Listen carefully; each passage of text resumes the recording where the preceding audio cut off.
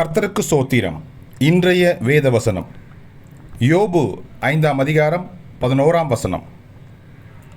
அவர் பூமியின் மழையை வருசிக்க பண்ணி வெளிநிலங்களின் மேல் தண்ணீர்களை வருவிக்கிறார். ஆமென். யோபு 5ஆம் அதிகாரம் 11ஆம் வசனம். அவர் பூமியின் மழையை வருசிக்க பண்ணி வெளிநிலங்களின் மேல் தண்ணீர்களை வருவிக்கிறார். ஆமென். யோபு 5ஆம் அதிகாரம் 11ஆம் வசனம். கர்த்தர் உங்களை ஆசீர்வதிப்பாராக, உங்களோடு கூட இருப்பாராக. ஆமென்.